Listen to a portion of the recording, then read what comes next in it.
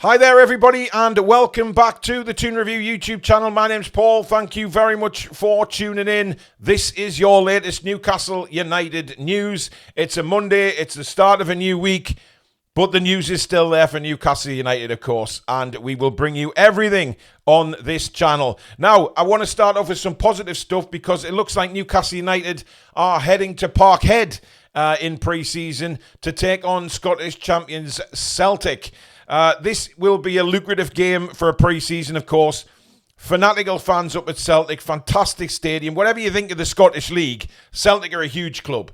A huge club. And, of course, they came down for Alan Shearer's testimonial. They came down in their thousands. I would think it will be the same for the Newcastle United fans. They will travel up to Parkhead in their thousands.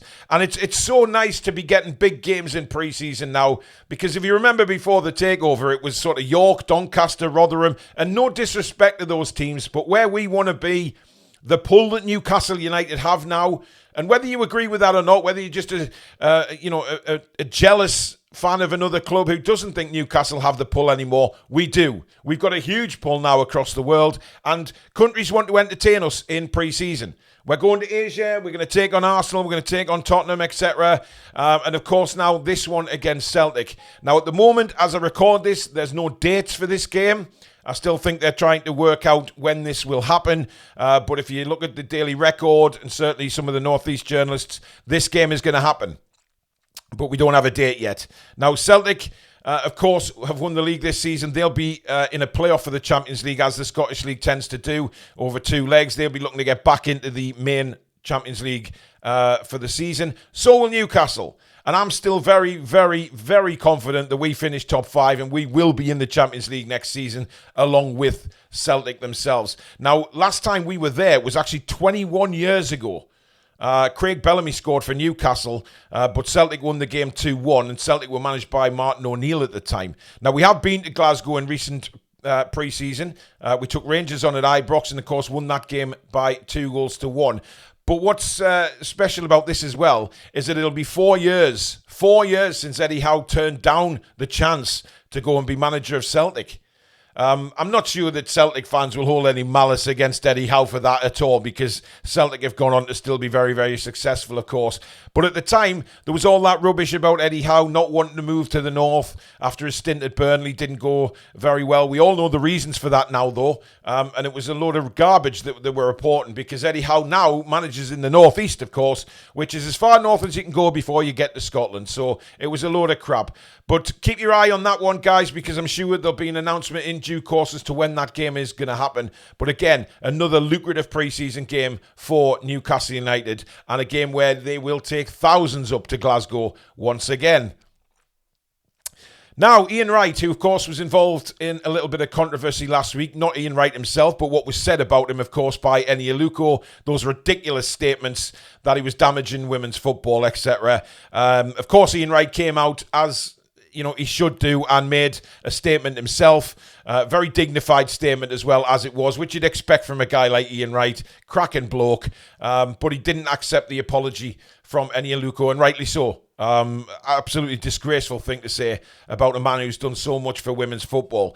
But he has been talking about Newcastle lately. And over the weekend, he said that Newcastle United should go out and get Marcus Rashford in the summer. Now, a lot of you are going to be like, what?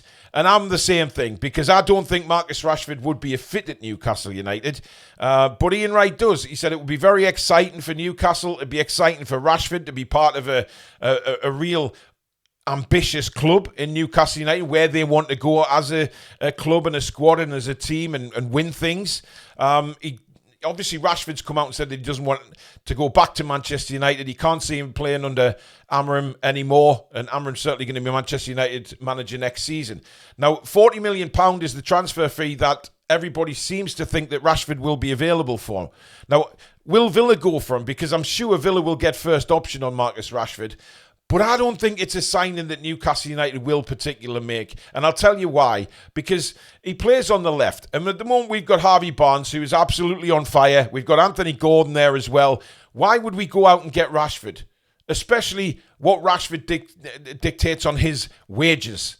He's on 300 grand a week or something like that at Manchester United. Newcastle United are not going to pay that kind of money. Nowhere near that kind of money for a guy that's not going to be necessarily guaranteed to be first starting on the left. And, would you rather have Rashford there than Barnes or Gordon? For me, not on your Nelly. And I know Rashford's having a very good time at Aston Villa. He's regained a bit of form, no doubt about that. But, I've said over the past that I don't see the massive kerfuffle about Marcus Rashford. I don't think he's that good of a player to be a standout and dictate 300 grand a week. I think there's better players out there.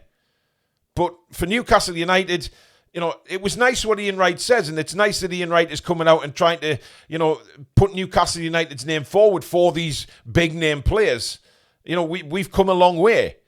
But I just don't see Marcus Rashford as a fit at Newcastle United. But let me know in the comments, do you see Newcastle going for Rashford? Is he a type of player that would fit our system? I don't think he is, but if you do, let me know in the comments below why you think that. Now, injury news for Newcastle United, and we'll start off with Joelinton. Now, Joelinton, it is confirmed by manager Eddie Howe that he has now gone to see a specialist regarding his knee. Eddie said that he didn't think he's been 100% since he last came back from the knee problem, and it's just been something niggling at Joe for a while now. He's felt quite a bit of pain. Of course, whenever you see him on the pitch, he's got that knee heavily strapped and taped and things like that. Now, a lot of you are going to be saying and asking the question as to why, if that was the case, are we still putting him out there on the pitch? Because for me, when Joelinton first came back, he wasn't at the races, and that reflected in our certain things like player ratings and things like that. It affected them because he wasn't 100%. And he's still not 100% now. So Newcastle United took the decision to send him to a specialist. Now, what Eddie Howe has said is that just to make sure he's okay. But for me, if you go to see a specialist, that doesn't sound great. And we've seen it with Botman, etc. in the past. Once you see a specialist, there's obviously a problem there. I might be wrong. I might be completely wrong. Joelinton might come back in the next few days and he'll play at the weekend. But at the moment, when they go and see a specialist, I think Eddie Howe is worried that we won't have Joelinton for the rest of the season. And that is a little bit concerning for me. But that is just my thoughts on it. He may, like I say, come back this season, play at the weekend, and play for the rest of the season. We need Joe. We need Big Joe there in these games coming up at Brighton and Chelsea and Arsenal, certainly. We need Joelinton. But I don't want Joelinton to go out there and do more damage to a knee and be out for a longer period of time. If he has to miss the rest of the season, so be it, and come back fit next year. But one man that is out for the rest of the season is Matt Targett. I don't know how this guy picks up so many injuries. I really don't. But he's going to miss the rest of the season with a hamstring injury. Eddie Howe has confirmed it's not a serious injury, but enough to see him out for the season. I think, we've got to get Matt Targett out the club. No disrespect to Matt himself. He did very well when he came in on loan, of course. But since he signed permanently, we've hardly seen him because of injuries. And we can't rely on players like that. We sort of go with Callum Wilson all the time, don't we, for that kind of thing. But Matt Targett's never available. He's injured all the time. So I think Newcastle United need to see him off in the summer as well. But there you go. He's another player out for the season. Now, finally, transfer news. And, of course, Matheus Cunha, who has been linked with Manchester United very heavily last week, and then, of course, linked with ourselves. Manchester United fans convinced that talks are already ongoing. It's a done deal if you're a Manchester United fan. It's wishful thinking if you're a Newcastle fan, to be honest, that Manchester United think he's almost signed for them. But listen, Man United fans seem to think that it's a tug-of-war between the two clubs at the moment for Cunha's signature. I couldn't give a toss, quite honestly. And I think most Newcastle United fans feel the same. If he goes to Manchester United, then so be it. It's no skin off our noses. We're not going to lie there and cry about it. We're just going to get on with it and go and get somebody else.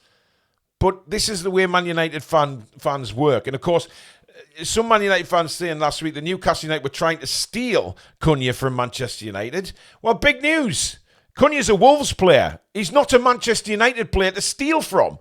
So stop talking utter crap. But the player himself came out after the game this weekend and said that he is 100% committed to Wolverhampton Wanderers. And he's talking about the rest of the season, obviously, and talking about his manager, what a fantastic job he's done since coming in, and all the players, including himself, are committed to continuing to try and win games for Wolverhampton Wanderers. Now, if you're 100% committed to a football club, you're not going to be talking contracts with any other club. Now, that's not to say that Cunha's not going to leave Wolves, because I think he will in the summer. But at the moment, if you're 100% committed to a football club, you're not talking contracts with anybody else. That'll happen in the summer. So, Man United, get off your high horse. You're not the big club you thought you were anymore. You're a bottom half Premier League team right now, and near the bottom. And very lucky that you're not in the relegation zone, given what's happened this season. But hey, you know what? You can keep dreaming on, Man United fans. Keep dreaming. Keep that little rainbow above Old Trafford. Jesus Christ. Anyway, that is your latest news, ladies and gentlemen. So please do comment down below about all the news stories that I brought you in this video. As usual, if you have enjoyed the video itself, please give it a thumbs up. Very important we keep those coming in. And of course, if you're new to the channel and you like what you see, please do subscribe. It is free to do so. A fantastic community here on the Toon Review. And of course, hit that notification bell so you never miss an upload or a live show in the future. We also, of course, have launched the merchandise website now, thetoonreview.com. There is loads on there to buy yourself a nice little gift to support your favourite YouTube channel. But go and take a look. That's thetoonreview.com. But thank you very much for watching, ladies and gents. We will see you very, very soon. Take care.